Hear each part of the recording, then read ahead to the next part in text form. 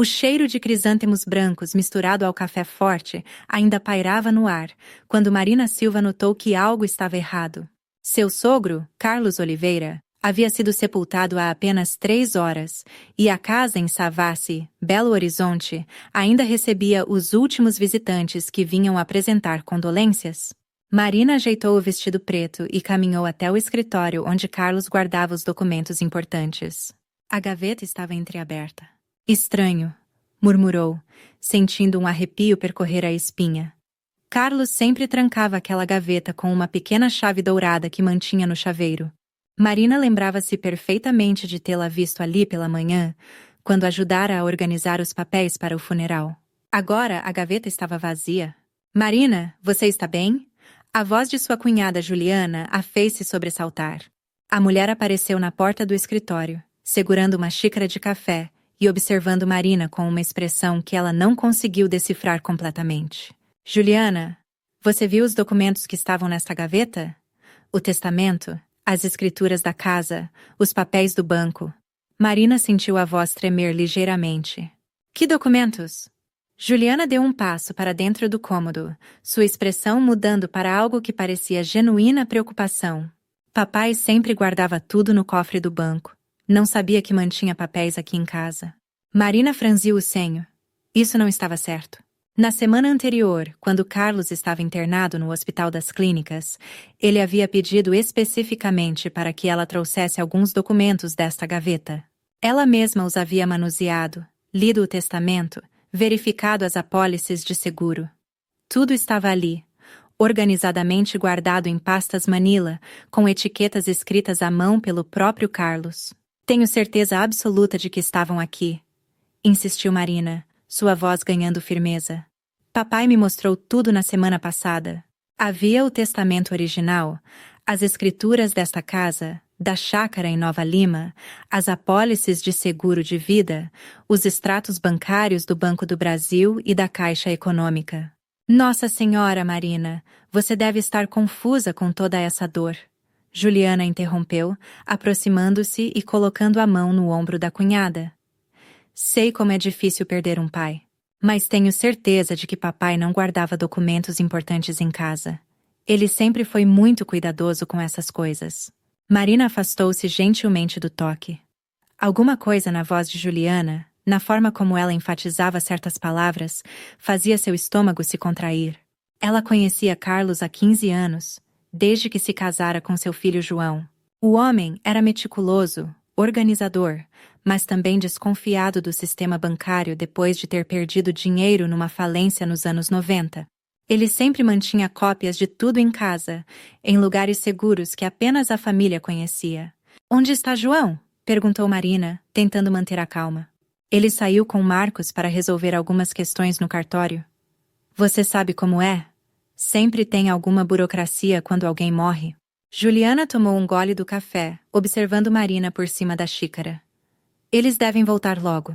Marina assentiu, mas algo continuava a incomodá-la profundamente. Caminhou até a janela e observou o movimento na rua.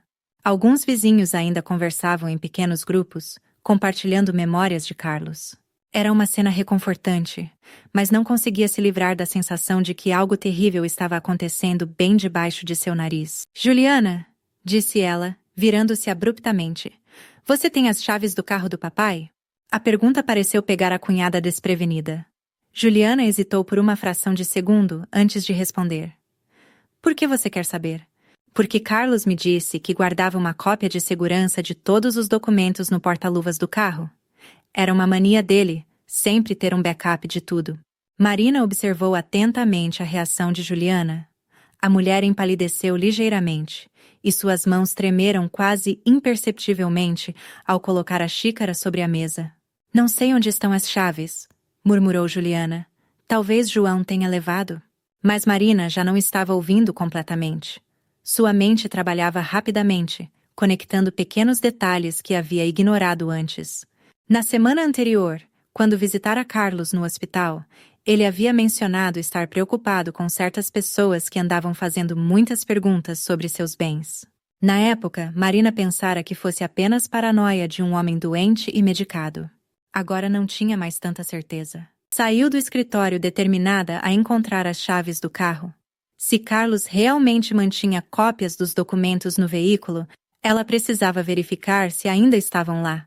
Caminhou pela casa, cumprimentando brevemente os últimos visitantes que se despediam, mas sua mente estava focada numa única coisa: descobrir o que havia acontecido com os documentos de herança.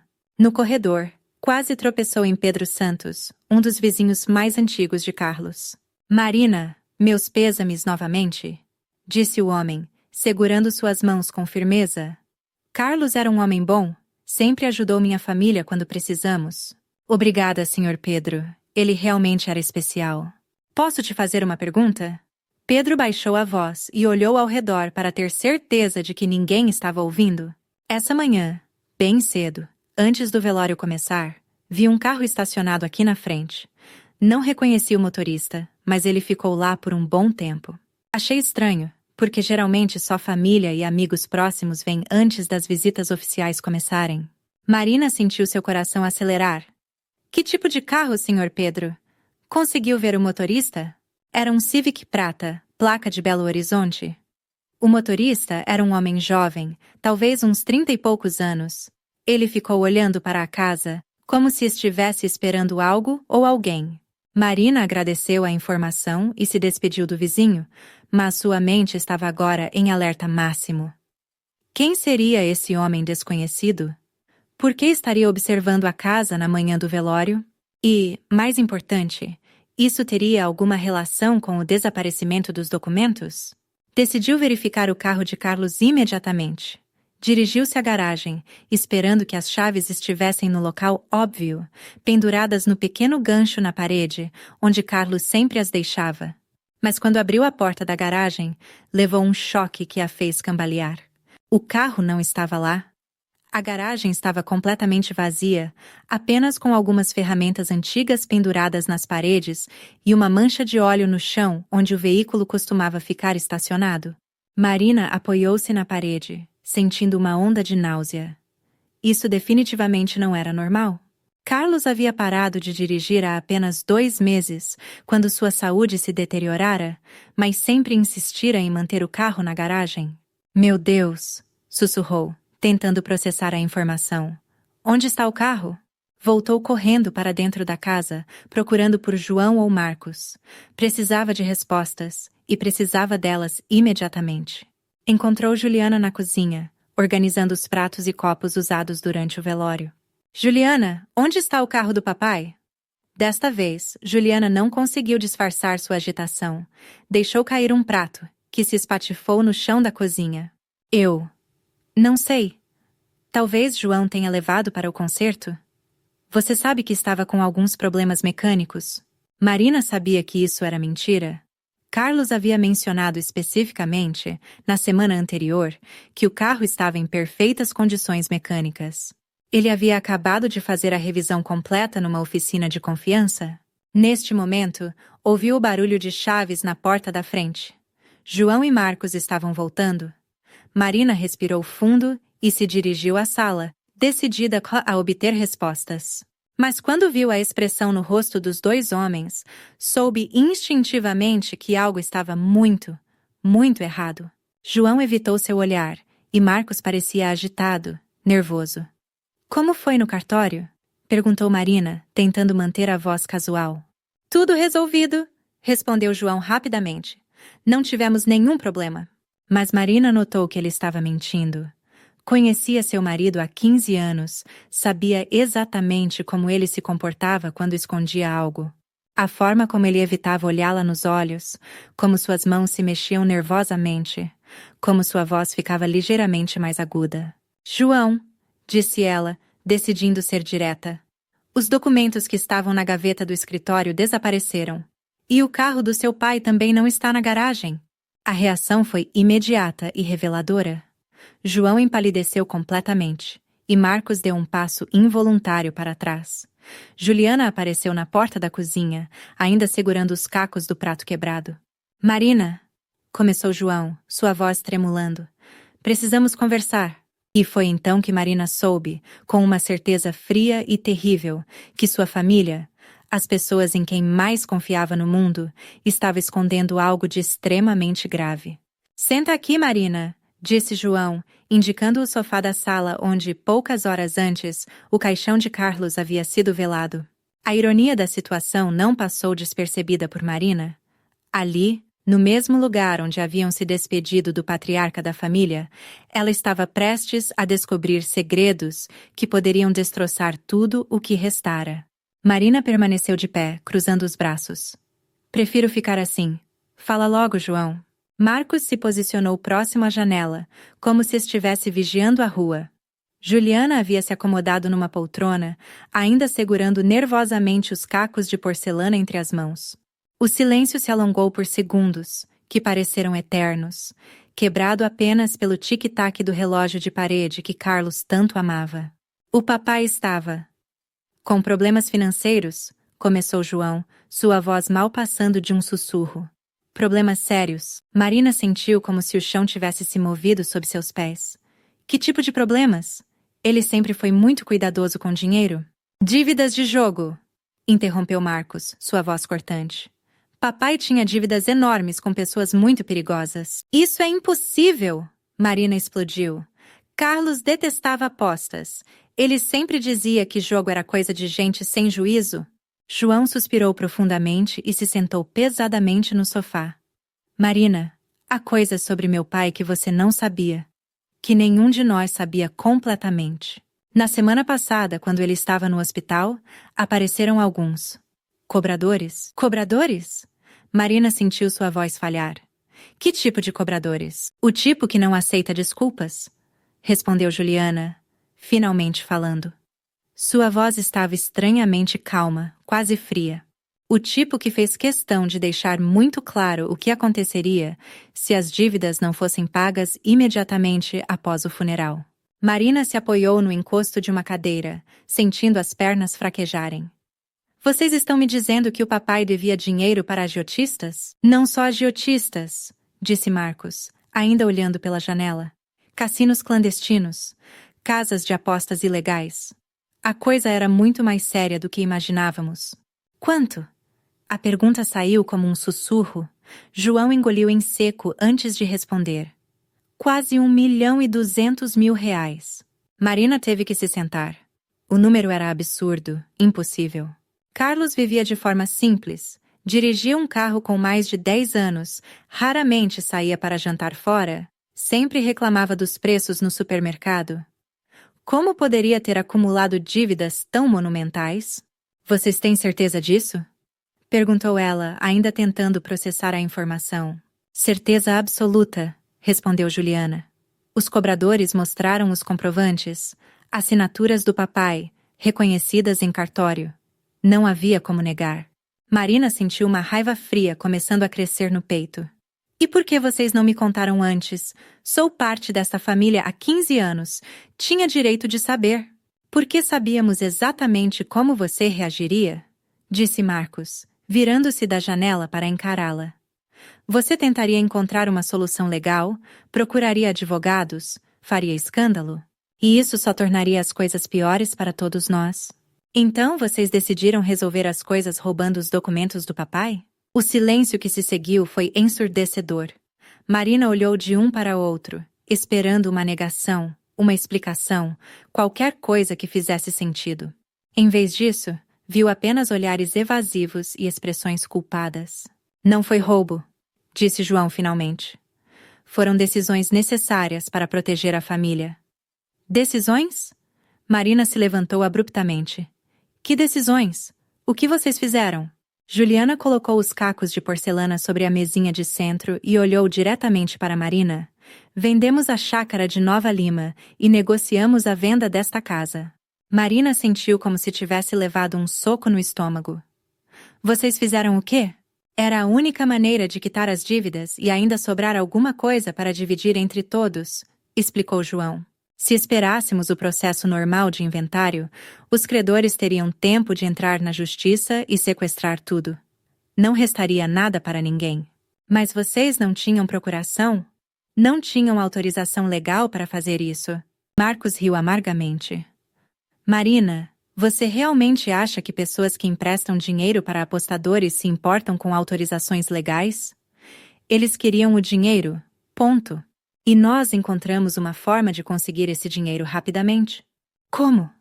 Marina sentiu um frio no estômago. Como vocês conseguiram vender propriedades sem ter procuração? João e Juliana trocaram um olhar que Marina não conseguiu interpretar.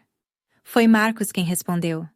Digamos que temos alguns contatos que facilitaram o processo. Marina compreendeu imediatamente. Vocês falsificaram documentos? Adaptamos a situação às nossas necessidades, corrigiu Juliana. E antes que você comece a nos julgar, saiba que fizemos isso para salvar todos nós. Essas pessoas não brincam, Marina. Elas deixaram muito claro que, se o dinheiro não aparecesse, começariam a cobrar da família. De toda a família. Incluindo você, adicionou Marcos, sua voz carregada de uma ameaça sutil. Marina sentiu um arrepio percorrer sua espinha. Vocês estão me ameaçando? Estamos te explicando a realidade, disse João, levantando-se do sofá. Marina, essas pessoas sabem onde você trabalha, sabem onde você mora, sabem os horários que você costuma sair de casa. Elas fizeram questão de nos mostrar que sabem tudo sobre todos nós. Quando foi que eles procuraram vocês? 3 dias atrás, respondeu Juliana. No hospital, enquanto papai estava sedado. 2 homens muito educados, muito bem vestidos. Eles não gritaram, não fizeram escândalo. Apenas mostraram os papéis das dívidas e explicaram que tinham 48 horas após o funeral para receber o pagamento integral.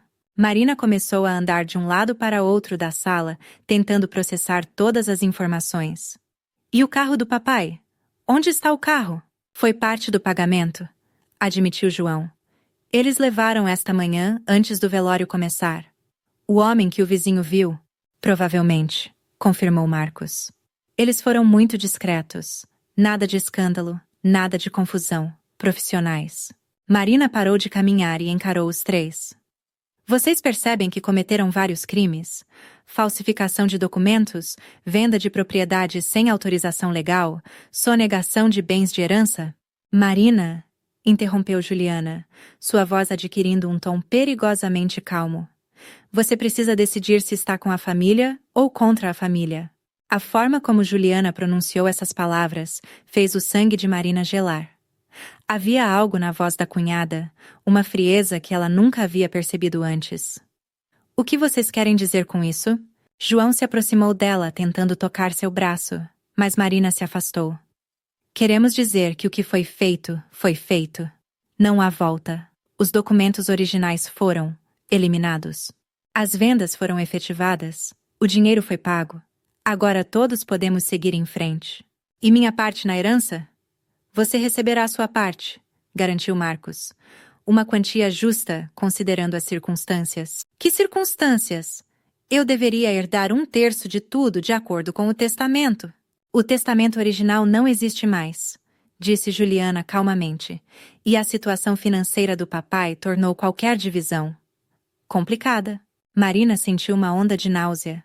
Vocês destruíram o testamento? Adaptamos a realidade à situação, repetiu Juliana, usando a mesma frase estranha de antes. Nesse momento, Marina compreendeu que estava sozinha. As 3 pessoas em quem mais confiava no mundo haviam conspirado contra ela, tomado decisões que afetariam drasticamente sua vida financeira, e ainda esperavam que ela simplesmente aceitasse tudo passivamente. Preciso sair daqui, disse ela, dirigindo-se para a porta. Marina, espera, chamou João. Precisamos terminar essa conversa. Não, não precisamos. Marina parou na porta e se virou para encará-los. Vocês já decidiram tudo sem mim. Agora vou decidir algumas coisas sem vocês. O que você vai fazer? Perguntou Marcos. E Marina não gostou nada do tom de sua voz. Vou atrás da verdade, respondeu ela. Vou descobrir exatamente o que aconteceu com as propriedades do papai, com os documentos, com tudo. E se descobrir que vocês me mentiram? E se descobrir o quê? Interrompeu Juliana, levantando-se da poltrona. Marina olhou para a cunhada e, pela primeira vez na vida, sentiu medo dela. Havia algo nos olhos de Juliana, uma dureza que transformava completamente seu rosto familiar. Vou à polícia, disse Marina simplesmente. Não, não vai, respondeu Juliana, e sua voz estava tão fria que Marina sentiu como se a temperatura da sala tivesse caído 10 graus. Como é que é? Você não vai à polícia, Marina. Porque se fizer isso, descobrirá que há coisas muito piores do que dívidas de jogo. Coisas que podem colocar toda a família em perigo real. Marina olhou para João, esperando que ele contradissesse a esposa, que a defendesse, que mostrasse algum sinal do homem com quem havia se casado. Mas João apenas desviou o olhar, como um covarde. Que coisas? Perguntou Marina, embora não tivesse certeza de que queria saber a resposta. Juliana sorriu, mas não foi um sorriso reconfortante.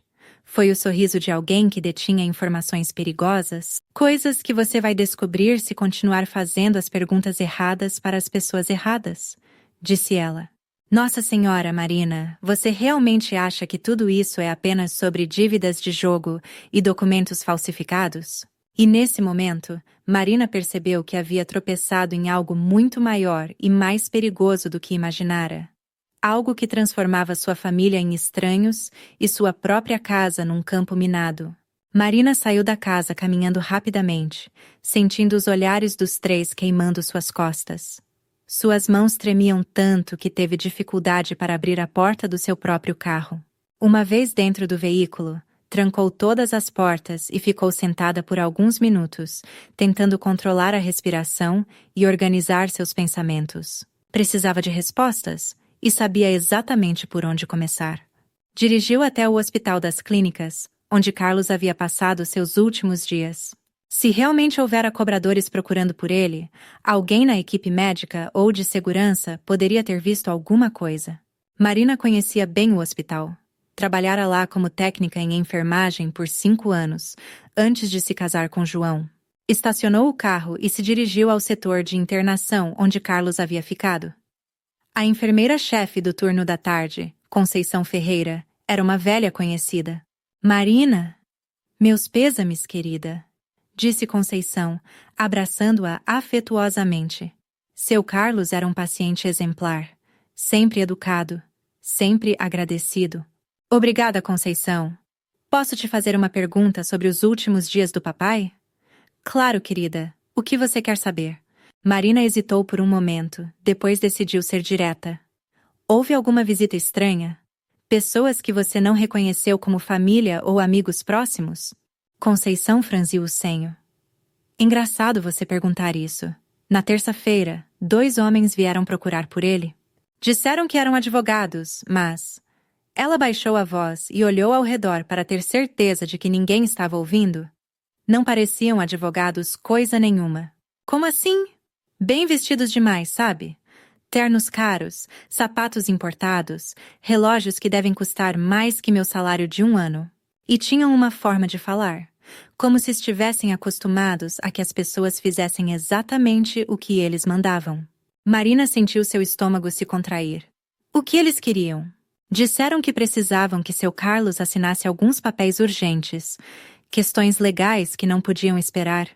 Eu expliquei que ele estava sedado, mas eles insistiram em ficar. Passaram mais de 1 hora no quarto dele.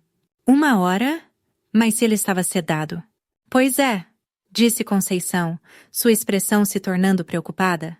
Eu passei pelo quarto algumas vezes e eles estavam lá, conversando entre si, mexendo nos pertences dele. Um deles estava fotografando documentos com o celular. Marina sentiu uma onda de raiva. E vocês permitiram isso? Marina, eles apresentaram uma procuração. Documentos que pareciam legais, com reconhecimento de firma, tudo certinho. Disseram que tinham autorização da família para tratar dos assuntos jurídicos do seu Carlos. Procuração? Que procuração? Conceição hesitou. Você não sabia? A procuração estava assinada por seu marido, João. Eu pensei que vocês estavam cientes de tudo. Marina teve que se apoiar na parede.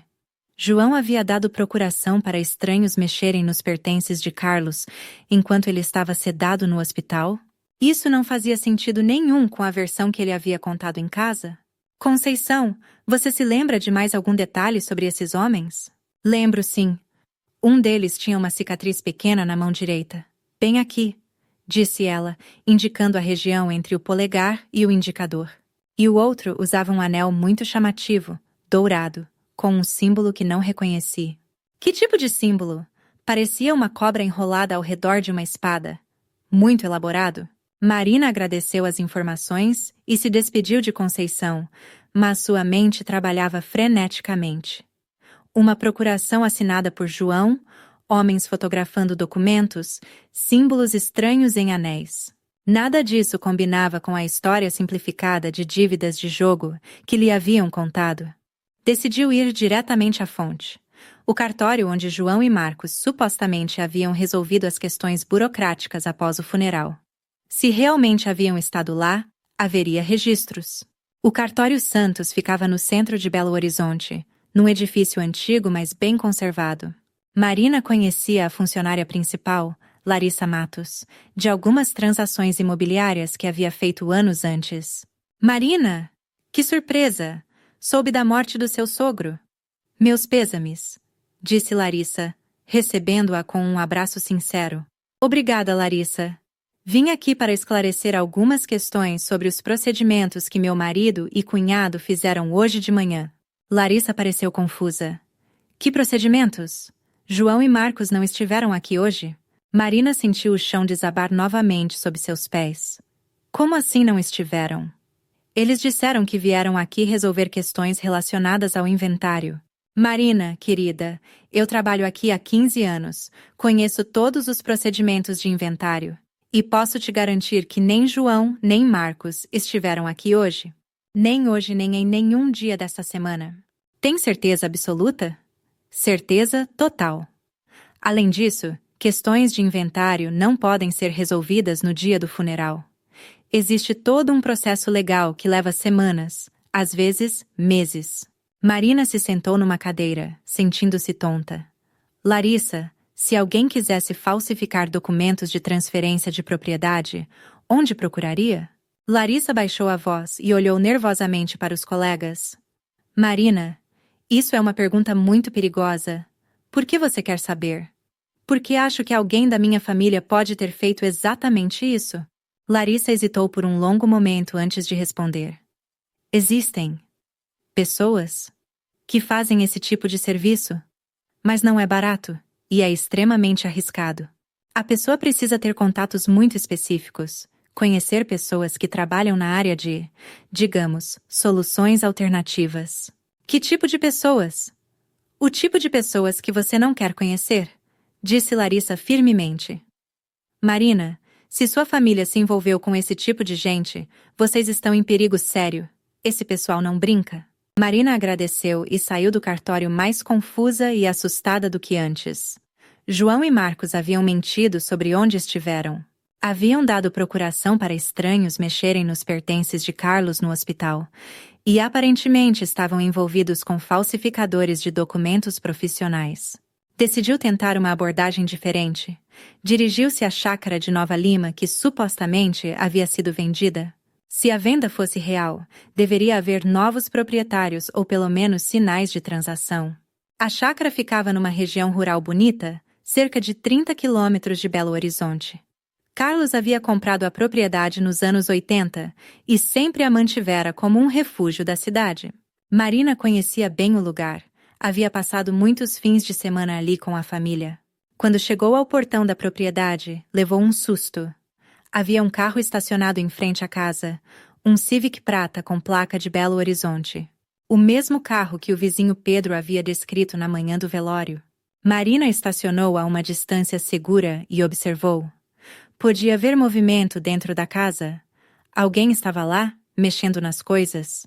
Pela janela, conseguiu distinguir a silhueta de um homem jovem, aparentemente fazendo algum tipo de inventário dos objetos. Seu primeiro impulso foi se aproximar e confrontar o invasor. Mas algum instinto de preservação a fez hesitar. Se esse homem estava conectado às pessoas perigosas que Juliana havia mencionado, uma confrontação direta poderia ser muito perigosa.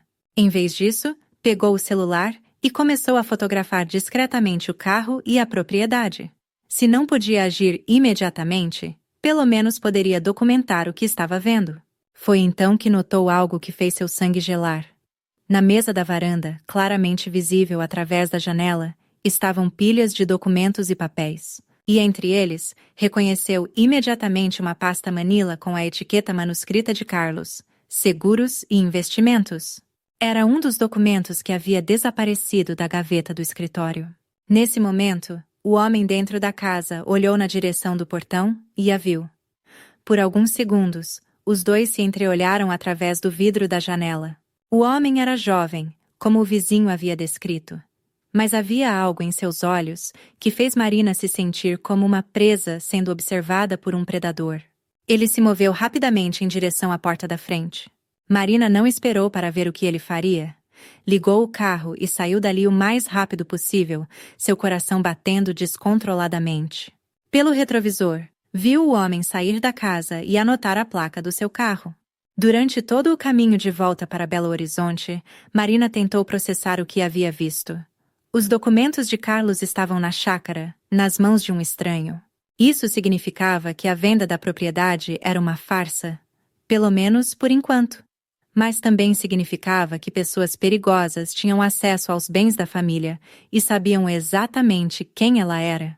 Decidiu passar numa lan house no centro da cidade para fazer algumas pesquisas que preferia não fazer no seu computador doméstico. Havia aprendido o suficiente sobre segurança digital para saber que algumas investigações eram melhores conduzidas anonimamente. Na lan house, fez buscas sobre falsificação de documentos, vendas fraudulentas de propriedades e organizações criminosas que operavam em Minas Gerais. O que descobriu a fez perceber que havia subestimado drasticamente a gravidade da situação. Existiam organizações especializadas em soluções patrimoniais para pessoas com dívidas sérias.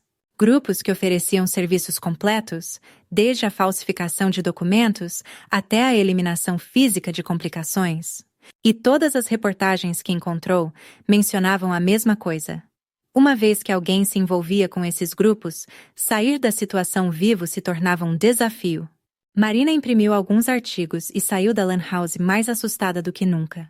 Estava claro que sua família havia se envolvido com pessoas extremamente perigosas, e ela própria agora estava na mira dessas pessoas. Quando chegou em casa, já era noite. A casa estava estranhamente silenciosa.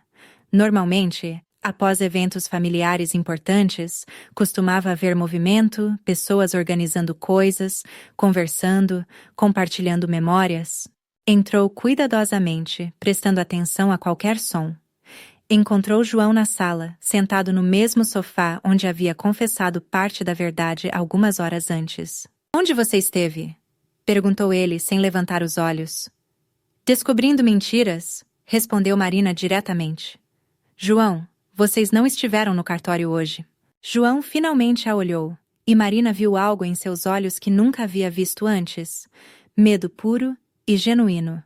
"Marina, você precisa parar de fazer perguntas." "Por quê? Porque você tem medo do que eu possa descobrir?" "Porque tenho medo do que pode acontecer com você se continuar cavando." Marina se aproximou dele. "João, me conta a verdade. Toda a verdade. O que realmente está acontecendo?" João suspirou profundamente e finalmente a encarou. "Marina, você se lembra quando eu te disse que papai devia dinheiro para agiotistas?" "Lembro. Eu menti. Ele não devia dinheiro para agiotistas?" Marina sentiu um frio no estômago. Então, para quem ele devia? Para pessoas que fazem agiotistas parecerem santos. E nesse momento, Marina compreendeu que estava prestes a descobrir algo que mudaria completamente sua percepção, não apenas sobre Carlos, mas sobre toda a realidade que julgava conhecer. "Senta", disse João, indicando o sofá ao lado dele. Sua voz estava diferente, mais pesada, como se carregar o peso dos segredos estivesse fisicamente exaurindo-o. "O que vou te contar vai mudar tudo o que você pensa sobre esta família?" Marina hesitou antes de se sentar. Parte dela não queria ouvir o que viria a seguir. Mas era tarde demais para voltar atrás. Já havia visto demais, descoberto demais. "Papai não estava envolvido com apostas", começou João, evitando o olhar dela. "Ele estava envolvido com lavagem de dinheiro?" As palavras atingiram Marina como um soco físico. "Como é que é?" Há 5 anos, Quando ele começou a ter problemas com a empresa de transporte, apareceu uma oportunidade de fazer dinheiro fácil. Alguém ofereceu para usar as contas bancárias dele, as propriedades, para limpar dinheiro de origem duvidosa. Marina se levantou abruptamente. João, você está me dizendo que o papai era um criminoso? Não um criminoso, protestou João. Ele era apenas um facilitador. Recebia dinheiro numa conta, transferia para outras contas, recebia uma comissão. Parecia simples, sem riscos. Nossa Senhora! Marina começou a andar de um lado para outro. E vocês sabiam disso? Descobrimos aos poucos. No início, pensávamos que ele tinha simplesmente encontrado um trabalho de consultoria bem remunerado. Ele sempre foi vago sobre os detalhes. Marina parou de andar e encarou o marido. Quando vocês descobriram a verdade? Há 6 meses, quando os empregadores do papai começaram a aparecer pessoalmente. Eles explicaram que a operação havia crescido muito, que precisavam de mais propriedades, mais contas bancárias. E vocês concordaram? João baixou a cabeça. Eles não pediram nossa opinião, Marina. Eles informaram que agora toda a família estava envolvida, querendo ou não. Marina sentiu uma onda de náusea. Que tipo de dinheiro eles estavam lavando? Tráfico de drogas internacional, sequestros, contrabando. O tipo de crime que aparece no noticiário nacional. Marina teve que se sentar novamente. A magnitude do que estava descobrindo era esmagadora. E o que aconteceu para que tudo saísse de controle? João respirou fundo antes de continuar. 3 semanas atrás, houve uma operação da Polícia Federal em São Paulo. Prenderam várias pessoas da organização, apreenderam computadores, documentos, contas bancárias. O nome do papai apareceu nos registros. Meu Deus! Os chefes da organização acharam que papai poderia colaborar com a polícia, que ele seria um elo fraco que colocaria toda a operação em risco. Marina compreendeu imediatamente. Eles decidiram eliminá-lo. Não apenas eliminá-lo, disse João, sua voz mal passando de um sussurro. Eles decidiram eliminar toda a família. Não podiam correr o risco de deixar testemunhas. O silêncio que se seguiu foi quebrado apenas pelo som do relógio de parede. Marina tentava processar a informação de que sua vida estava em perigo mortal devido ao envolvimento de Carlos com criminosos internacionais. Foi por isso que o papai morreu tão rapidamente no hospital? Perguntou ela, temendo a resposta. João a olhou com uma expressão de profunda tristeza. Marina, papai não morreu de causas naturais. As palavras atingiram Marina como um raio. O que você está dizendo? Eu estou dizendo que eles o envenenaram. No hospital. Fizeram parecer uma complicação cardíaca, mas havia sinais. O médico achou estranho, mas não podia provar nada. Marina cobriu o rosto com as mãos. Por que vocês não me contaram? Por que me deixaram acreditar que ele havia morrido de morte natural? Porque queríamos te proteger? Quanto menos você soubesse, mais segura estaria. Segura? Marina riu amargamente. João, eu sou casada com você há 15 anos.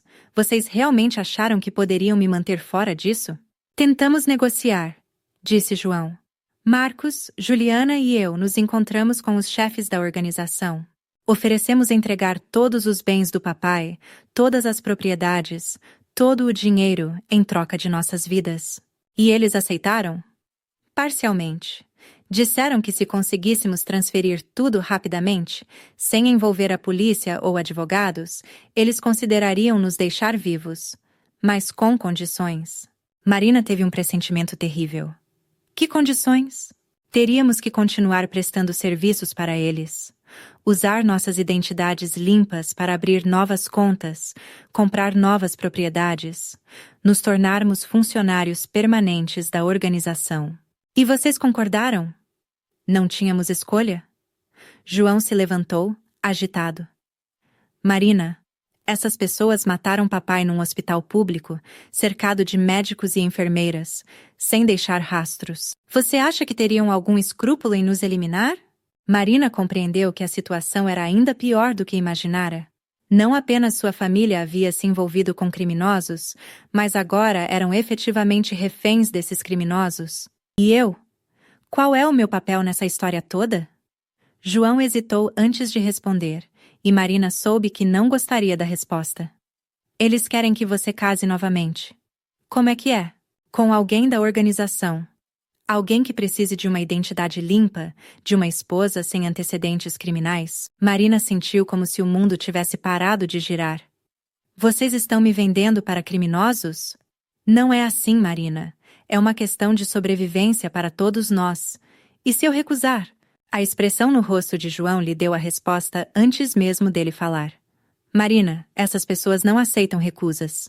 Nesse momento, Marina ouviu o som de carros parando na frente da casa. Não um carro, mas vários.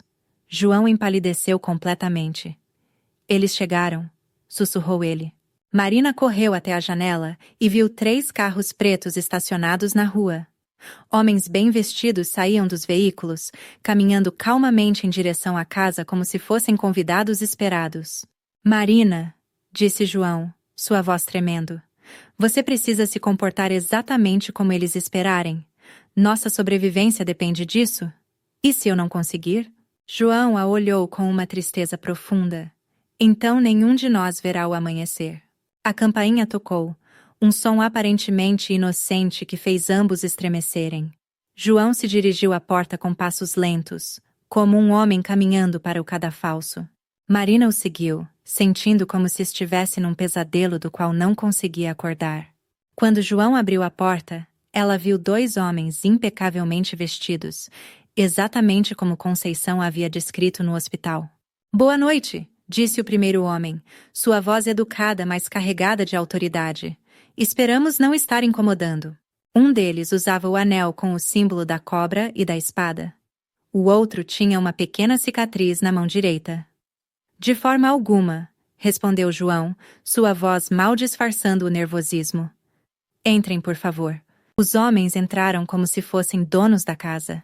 Marina notou que ambos observavam tudo atentamente.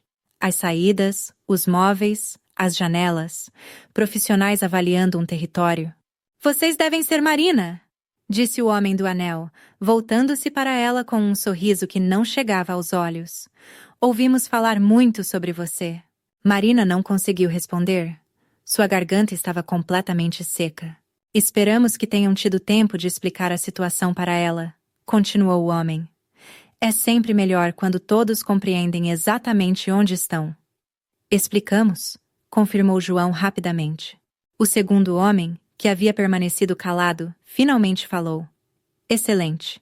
Então, podemos proceder com os próximos passos. Marina encontrou sua voz. Que próximos passos?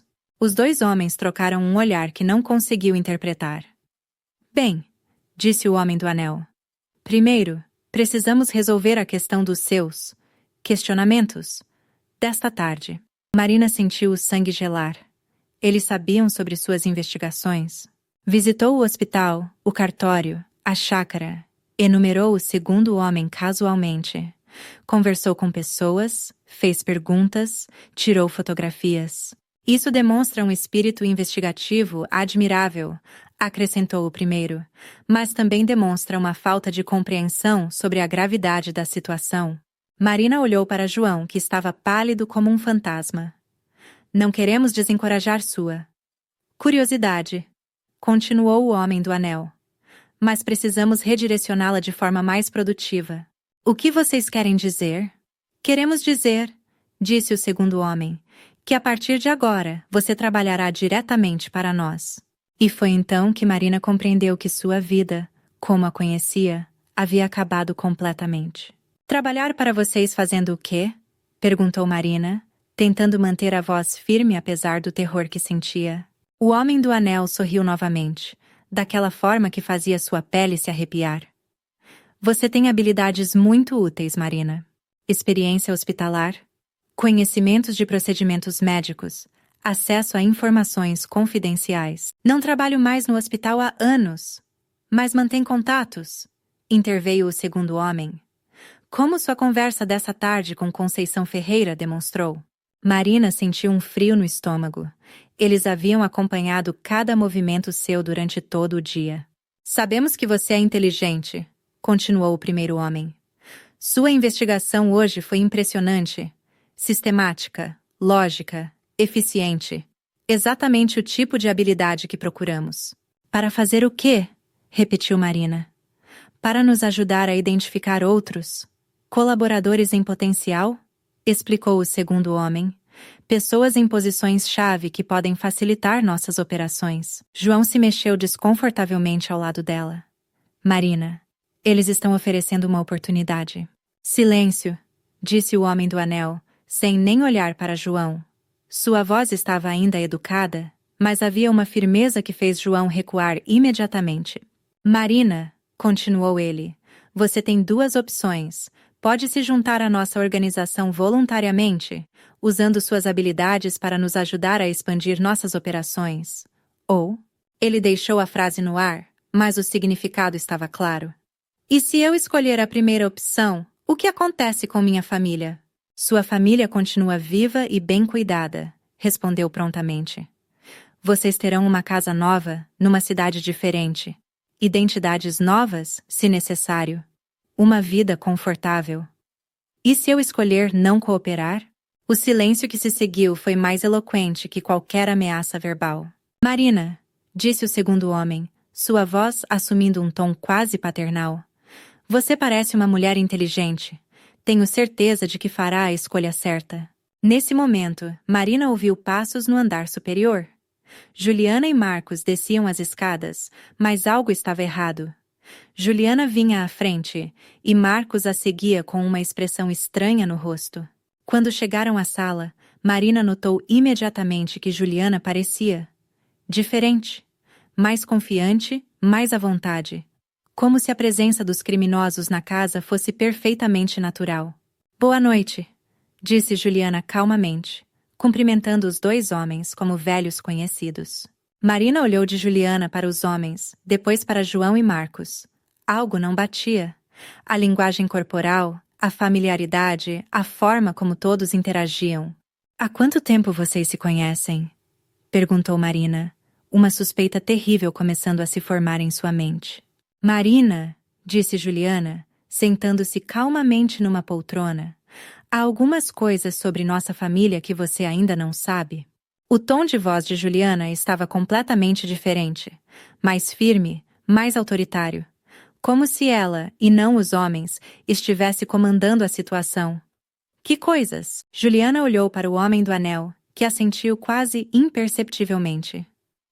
Marina, você realmente achou que Carlos desenvolveu um problema de jogo do nada, aos 70 anos de idade? A pergunta atingiu Marina como um raio. O que você quer dizer? Quero dizer que não havia dívidas de jogo. Não havia agiotistas. Não havia sequer problemas financeiros. Marina olhou ao redor da sala, sentindo como se estivesse numa peça de teatro, onde todos conheciam o roteiro exceto ela. Então, o que havia? Havia uma operação muito lucrativa, respondeu Juliana calmamente. Uma operação que Carlos estava atrapalhando com seus escrúpulos morais. A verdade começou a se formar na mente de Marina, como uma imagem terrível emergindo de uma névoa. Vocês mataram o papai? Nós facilitamos uma transição necessária, corrigiu Juliana. Carlos estava se tornando um risco para todos. Começara a falar sobre se entregar à polícia, sobre confessar tudo. Não podíamos permitir isso. Marina se levantou bruscamente. Juliana, você está me dizendo que envenenou seu próprio sogro? Estou dizendo que tomamos uma decisão difícil para proteger os interesses da família. Marina olhou para João, esperando horror, indignação, qualquer sinal de que ele não era parte daquilo. Em vez disso, viu apenas resignação. Você sabia? Perguntou ela, sua voz mal passando de um sussurro.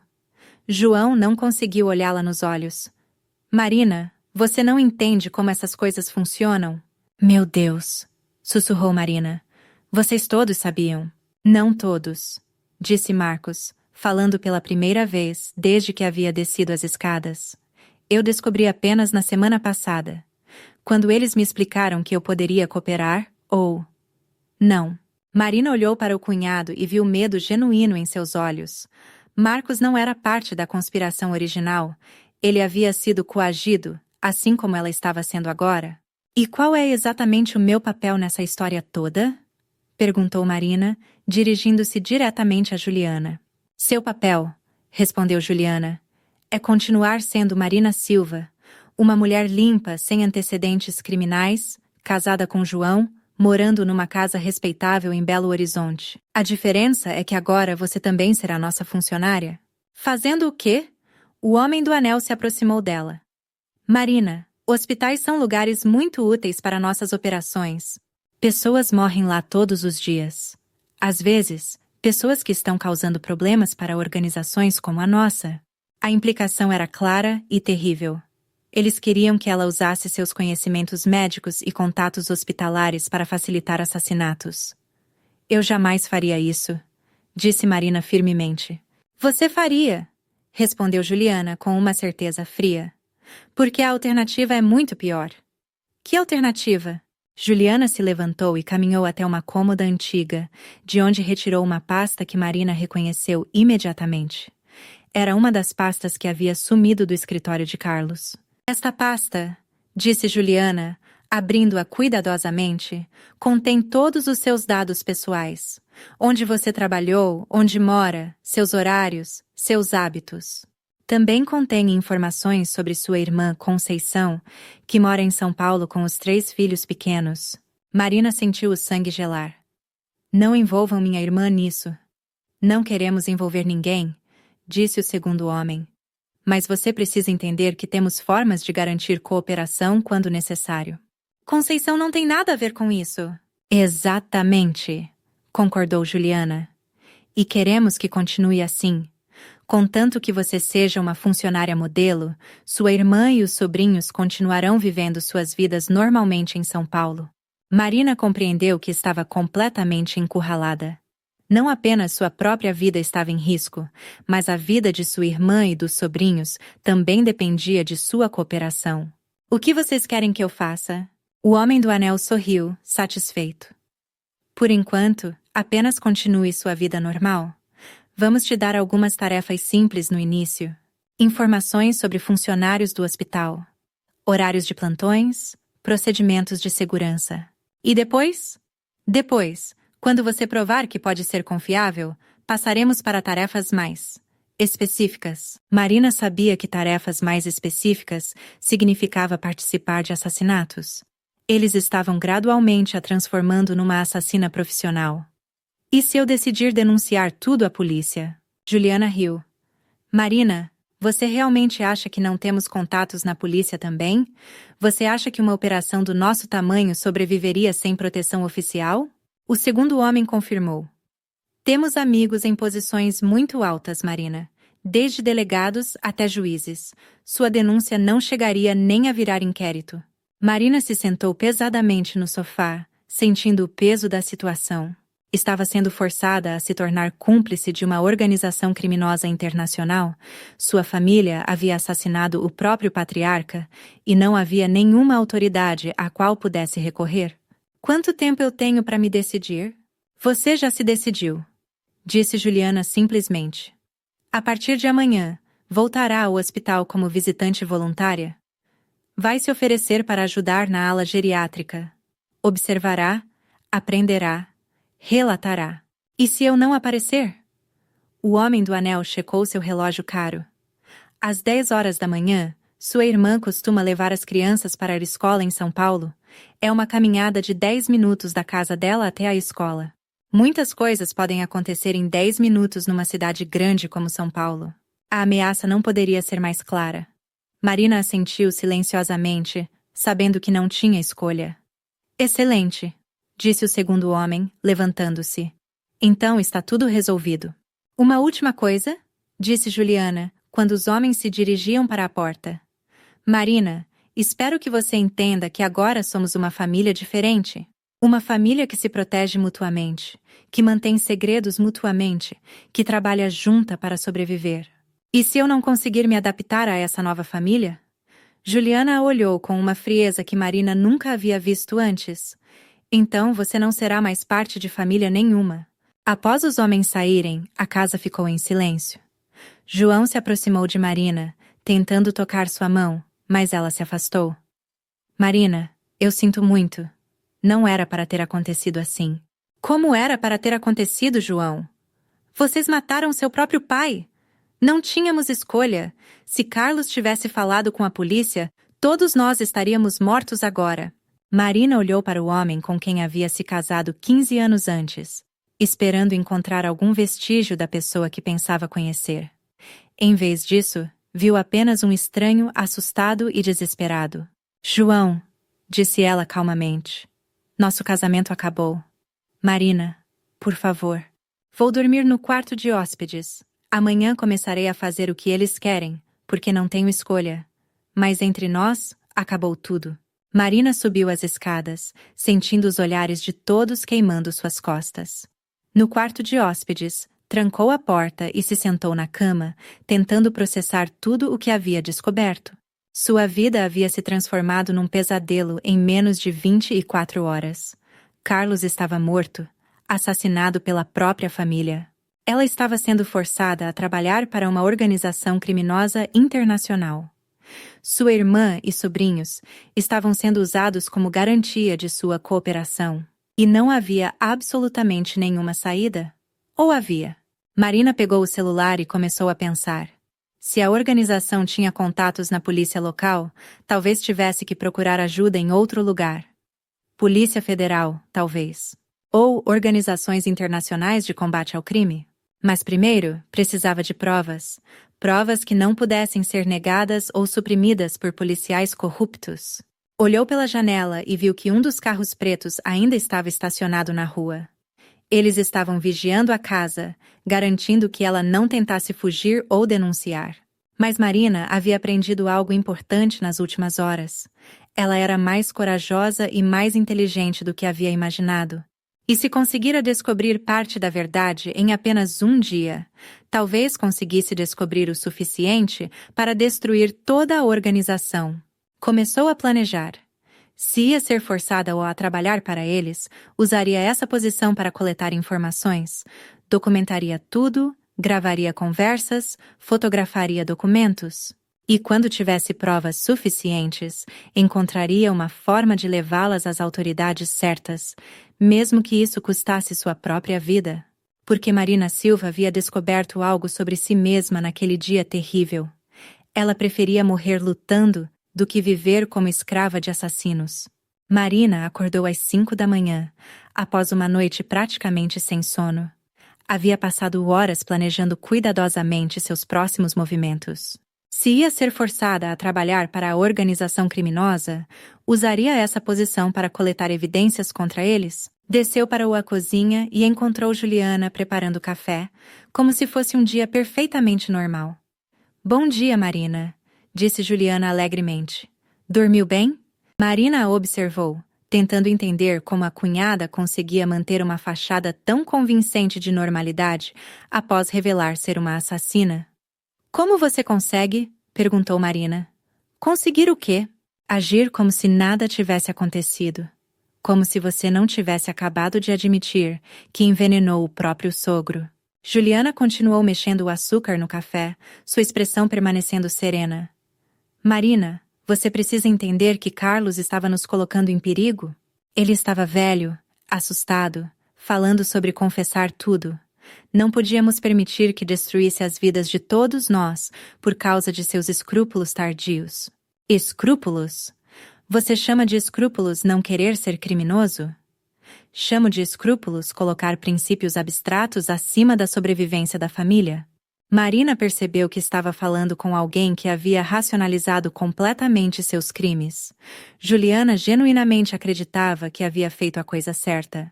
Juliana, há quanto tempo você trabalha para eles? A cunhada hesitou por um momento. Desde o início. Na verdade, fui eu quem apresentou a oportunidade para Carlos. A revelação atingiu Marina como um tapa. Você trouxe isso para a nossa família? Trouxe uma oportunidade de enriquecimento que Carlos desperdiçou com sua consciência pesada. Marina compreendeu que Juliana não era apenas uma cúmplice. Ela era uma agente ativa da organização, possivelmente há anos. E João? Ele sabia desde o início? João descobriu gradualmente. No início, pensava que Carlos estava apenas consultando para empresários ricos. Quando descobriu a verdade, já estava profundamente envolvido. E vocês decidiram me manter fora de tudo. Queríamos proteger você, disse Juliana, mas havia algo em sua voz que soava falso. Você sempre foi muito rígida. Em questões morais, Marina percebeu que proteger significava manter como trunfo. Ela era a única pessoa da família com reputação limpa, útil para futuras operações. Nesse momento, João desceu as escadas, parecendo ter dormido tão mal quanto ela. Marina, disse ele hesitantemente, sobre ontem à noite. Eu queria explicar. Não há nada para explicar, interrompeu Marina. Você fez suas escolhas. Agora eu vou fazer as minhas. João a olhou com esperança. Isso significa que você vai cooperar? Significa que vou sobreviver, disse Marina simplesmente. 2 horas depois, Marina estava no Hospital das Clínicas, falando com a coordenadora de voluntários sobre possibilidades de ajudar na ala geriátrica. Havia decidido que, se ia ser forçada a espionar o hospital, pelo menos tentaria descobrir informações que pudessem ser úteis contra a organização. Que bom ter você de volta, Marina, disse a coordenadora, doutora Larissa Costa. Sempre precisamos de pessoas experientes para trabalhar com os pacientes mais idosos. Marina foi designada para ajudar no turno da tarde, exatamente o horário que lhe permitiria observar os procedimentos de segurança e conversar com funcionários diferentes. Durante a primeira semana, Marina trabalhou diligentemente como voluntária, ajudando pacientes, conversando com familiares, observando rotinas. Mas secretamente, estava documentando tudo: nomes de funcionários, horários de plantões, procedimentos de acesso, protocolos de medicação. Na sexta-feira, recebeu uma ligação de um número desconhecido. Marina?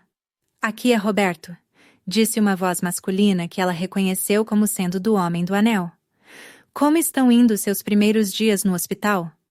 Bem, respondeu ela cuidadosamente. Excelente.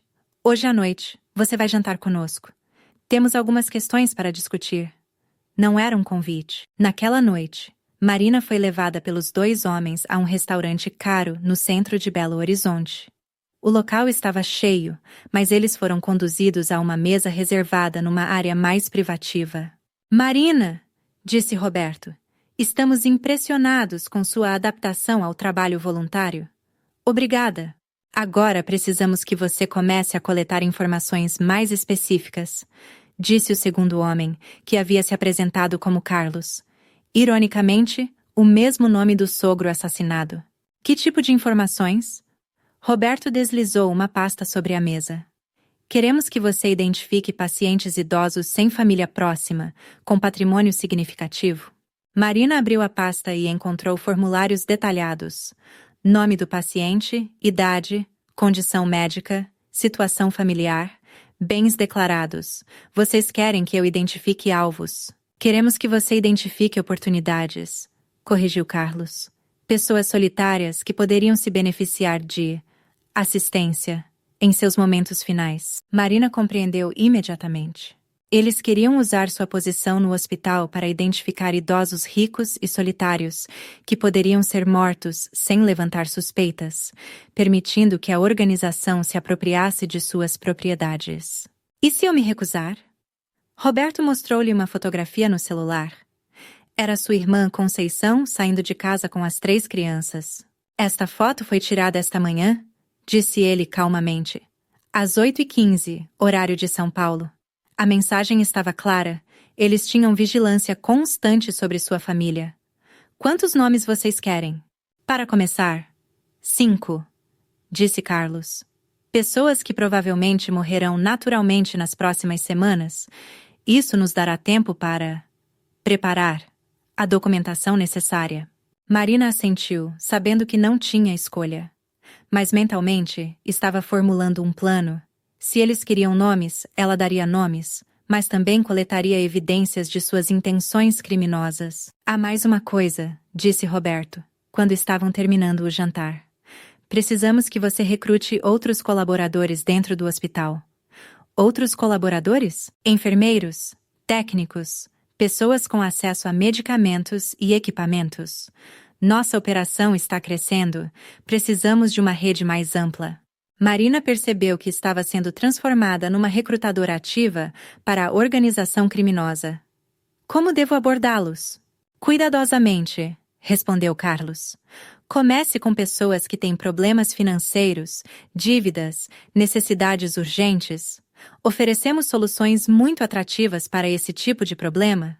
Durante o caminho de volta para casa, Marina gravou secretamente uma nota de voz no celular, documentando toda a conversa do jantar.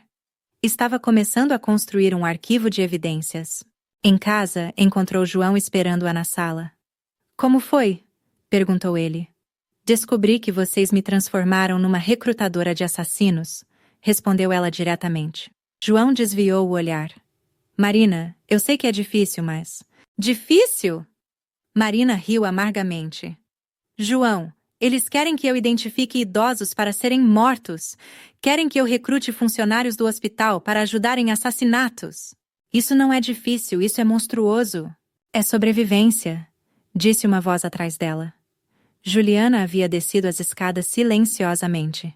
Juliana, vocês destruíram minha vida completamente. Nós salvamos sua vida, corrigiu Juliana, e a vida de toda a família, incluindo sua irmã e sobrinhos em São Paulo. Marina subiu para o quarto, trancou a porta e ligou o computador. Havia decidido que era hora de começar a procurar ajuda externa, mesmo que isso significasse risco de morte. Começou pesquisando organizações internacionais de combate ao crime organizado, formas de denunciar crimes de forma anônima, programas de proteção a testemunhas. Descobriu que existiam canais seguros para denunciar crimes internacionais, organizações que poderiam investigar independentemente da polícia local.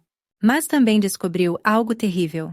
Ao pesquisar sobre a organização para a qual estava sendo forçada a trabalhar, encontrou notícias sobre casos similares em outras cidades brasileiras, famílias inteiras que haviam desaparecido após tentarem denunciar a organização.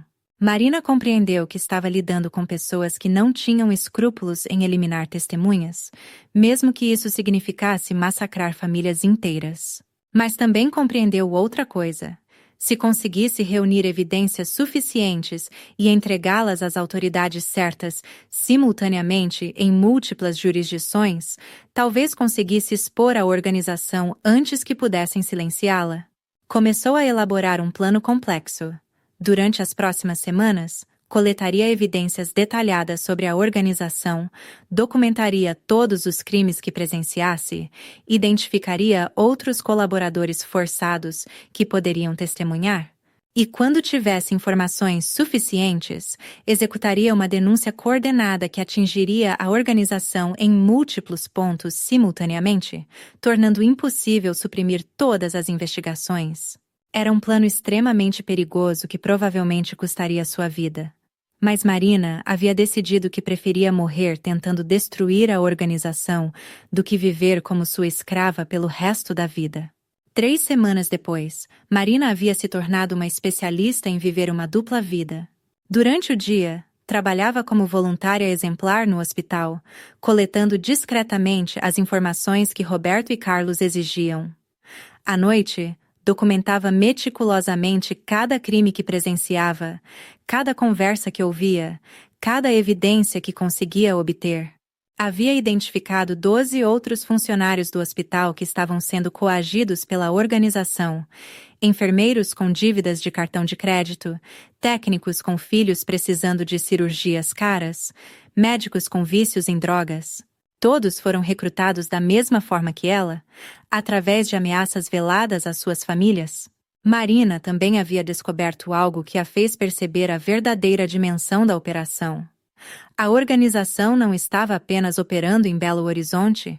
Havia células similares em São Paulo, Rio de Janeiro, Brasília e outras cidades grandes. Eram centenas de hospitais infiltrados, milhares de funcionários coagidos. Numa quinta-feira à tarde, enquanto ajudava uma paciente idosa a se alimentar, Marina recebeu um recado que a fez gelar. Sua irmã em São Paulo está com problemas. Precisa de sua ajuda urgente. Correu para um local privativo e ligou para Conceição. Marina, graças a Deus você ligou, disse sua irmã, sua voz tremulando de pânico. Aconteceu algo terrível. O que foi? Ontem à noite, 2 homens apareceram aqui em casa. Disseram que você estava devendo dinheiro para eles, que se você não pagasse, eu e as crianças pagaríamos o preço. Marina fechou os olhos, sentindo uma onda de náusea. A organização estava escalando a pressão. Conceição, você e as crianças precisam sair de São Paulo imediatamente. Como assim? Marina, do que você está falando? Não posso explicar pelo telefone, mas vocês estão em perigo real. Vão para a casa da tia Rosana no interior. Hoje mesmo. Marina, você está me assustando. Conceição, me escuta. Pega as crianças, algumas roupas e vai embora agora. Não volta para casa por pelo menos 1 mês. Eu explico tudo depois. Marina desligou o telefone sabendo que havia pouco tempo. Se a organização estava ameaçando diretamente sua irmã, significava que suspeitavam de sua lealdade. Talvez tivessem descoberto que ela estava coletando evidências. Precisava acelerar seu plano. Naquela noite, em vez de voltar para casa, Marina dirigiu até uma lan house no centro da cidade. Havia chegado a hora de executar a denúncia coordenada que vinha planejando. Nos últimos dias, havia estabelecido contato com 3 organizações diferentes: a Polícia Federal Brasileira, a Interpol e o FBI americano, já que havia evidências de que a organização operava internacionalmente. Havia criado contas de e-mail anônimas e preparado dossiês completos sobre as operações criminosas. Enviou simultaneamente para os 3 órgãos gravações de conversas com Roberto e Carlos, fotografias de documentos falsificados, lista completa de funcionários coagidos em hospitais, detalhes sobre assassinatos planejados e executados, informações sobre a rede de lavagem de dinheiro, evidências do envenenamento de Carlos Oliveira. Depois de enviar as denúncias, Marina fez mais uma coisa. Gravou um vídeo detalhado explicando tudo o que havia descoberto e programou para ser automaticamente enviado para jornalistas de investigação caso ela desaparecesse ou morresse nas próximas 48 horas. Quando chegou em casa, às 11 da noite, encontrou Roberto, Carlos, Juliana e João esperando-a na sala. A expressão nos rostos deles deixou claro que sabiam exatamente o que ela havia feito. Marina, disse Roberto, sua voz perigosamente calma. Precisamos conversar. Sobre o quê? Sobre sua visita à Lan House esta noite. Sobre os e-mails que você enviou. Sobre seu projeto de se transformar numa heroína. Marina tentou manter a compostura, mas sabia que havia sido descoberta. Não sei do que vocês estão falando. Carlos riu. Marina, você realmente achou que não tínhamos vigilância eletrônica sobre você? Sabemos de cada site que visitou, cada e-mail que enviou, cada movimento que fez. Então por que não me impediram? Porque queríamos ver até onde você iria, respondeu Juliana. E também porque queremos que você compreenda que suas ações têm consequências. Roberto mostrou-lhe uma fotografia no celular. Era Conceição e as 3 crianças sendo escoltadas por homens desconhecidos. Sua irmã achou que poderia se esconder na casa da tia Rosana? Disse ele. Que ingenuidade! Marina sentiu como se tivesse levado um soco no estômago. Se vocês machucarem minha irmã, se nós machucamos sua irmã, interrompeu Carlos. Marina, você que a colocou em perigo com suas ações irresponsáveis, o que vocês querem? Queremos que você desfaça o que fez, disse Roberto. Contate os órgãos para os quais enviou as denúncias. Diga que era tudo mentira, produto de um surto psicótico após a morte de seu sogro. E se eu fizer isso, vocês libertam minha irmã? Se você fizer isso de forma convincente, consideraremos liberar sua irmã, corrigiu Carlos. Mas há condições. Que condições? Juliana se levantou e caminhou até ela. A condição é que você compreenda definitivamente que agora é nossa propriedade. Não mais uma funcionária relutante, mas uma agente ativa e entusiasta. O que isso significa? Significa, disse Roberto, que amanhã você vai ajudar pessoalmente na eliminação de um dos idosos que identificou. E vai fazer isso sorrindo. Marina compreendeu que havia chegado ao momento final.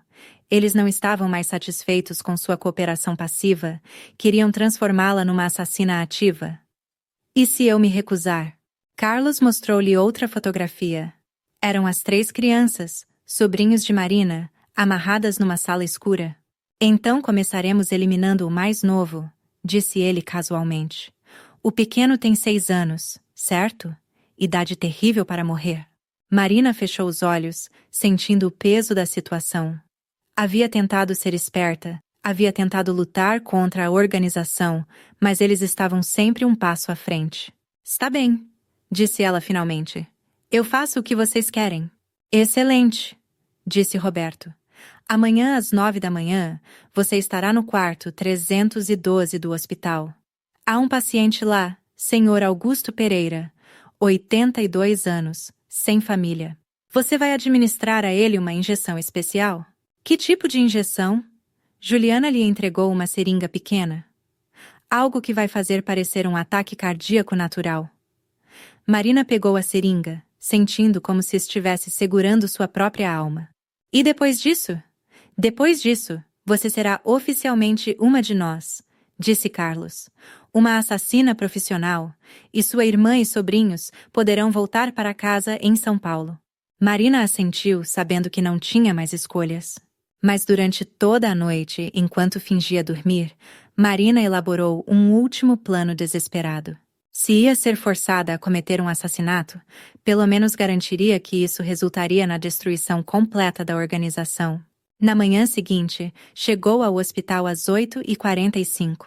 Dirigiu-se ao quarto 312, onde encontrou o Sr. Augusto Pereira, dormindo peacefully. Era um homem frágil, de cabelos brancos, que respirava com dificuldade. Marina olhou para a seringa em sua mão. Uma parte dela considerou realmente aplicar a injeção. Era apenas um idoso que morreria em questão de semanas mesmo, e isso salvaria a vida de sua irmã e sobrinhos. Mas então lembrou-se do que Carlos havia lhe dito. Este era apenas o começo.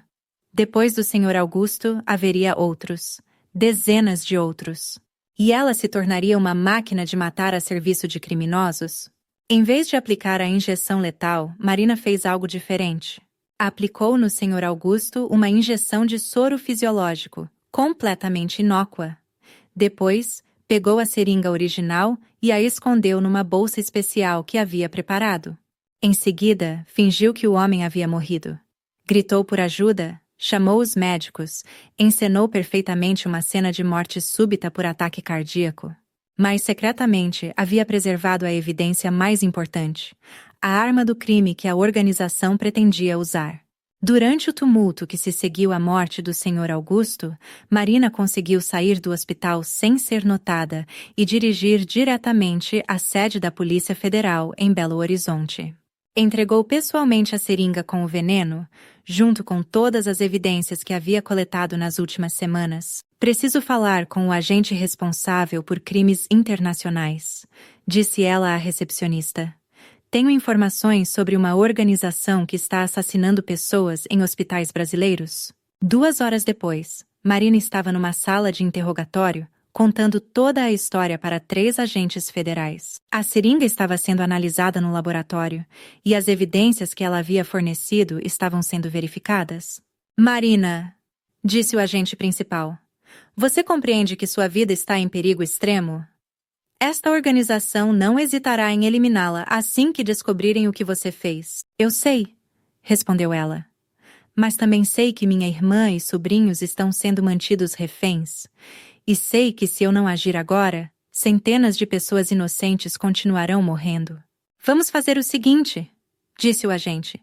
Vamos executar uma operação coordenada hoje mesmo, simultaneamente em várias cidades. Mas você precisa ficar em proteção policial até isso terminar. E minha irmã? Já temos agentes a caminho do local onde ela está sendo mantida. 6 horas depois, a operação foi executada. Roberto, Carlos e mais de 40 membros da organização foram presos simultaneamente em 5 cidades diferentes. Juliana foi presa em casa, assim como João e Marcos. Conceição e as crianças foram libertadas ilesas de uma casa no interior de São Paulo. A investigação que se seguiu revelou que a organização havia sido responsável por mais de 200 assassinatos em hospitais brasileiros nos últimos 3 anos, além de operações de lavagem de dinheiro que movimentavam milhões de reais por mês. Marina passou 2 meses em proteção policial, até que todos os membros da organização fossem presos e julgados. Quando finalmente pôde retomar sua vida, descobriu que havia se tornado uma pessoa completamente diferente. A mulher que havia acordado na manhã do funeral de Carlos, preocupada apenas com documentos de herança desaparecidos, não existia mais. Em seu lugar, havia uma mulher que sabia exatamente do que era capaz quando confrontada com o mal absoluto. Marina decidiu usar essa experiência de forma construtiva. Tornou-se uma consultora especializada em identificar e combater infiltrações criminosas em hospitais. Trabalhou com autoridades nacionais e internacionais para desenvolver protocolos de segurança que impedissem organizações criminosas de coagir funcionários hospitalares. Sua irmã Conceição mudou-se para Belo Horizonte com as crianças e juntas construíram uma nova vida baseada na verdade e na confiança mútua. João, Juliana e Marcos foram condenados por associação criminosa e participação em homicídio. Durante o julgamento, Marina testemunhou contra eles, sentindo uma mistura de tristeza e alívio. "Vocês destruíram nossa família", disse ela no tribunal, "mas não conseguiram destruir minha capacidade de distinguir o certo do errado." 2 anos depois, Marina recebeu uma carta na prisão. Era de uma funcionária de hospital em Recife, relatando suspeitas sobre uma nova organização criminosa tentando infiltrar hospitais no Nordeste. Marina sorriu, pegou o telefone e ligou para a Polícia Federal. Havia encontrado sua verdadeira vocação: proteger pessoas inocentes de predadores que usavam confiança e vulnerabilidade como armas. E descobriu que, por mais terrível que tivesse sido sua experiência, ela havia resultado em algo bom. Uma pessoa mais forte, mais consciente, mais determinada a lutar pela justiça. Às vezes, pensava em Carlos e se perguntava o que ele pensaria sobre como tudo havia terminado. Acreditava que ele ficaria orgulhoso? Afinal, ela havia honrado sua memória fazendo a coisa certa, mesmo quando isso custara quase tudo o que tinha. Marina havia aprendido que família verdadeira não é determinada por sangue ou casamento, mas por quem está disposto a sacrificar tudo para proteger inocentes. E havia aprendido que, mesmo nas situações mais desesperadoras, sempre existe uma escolha entre se render ao mal ou lutar pela justiça, não importa o preço.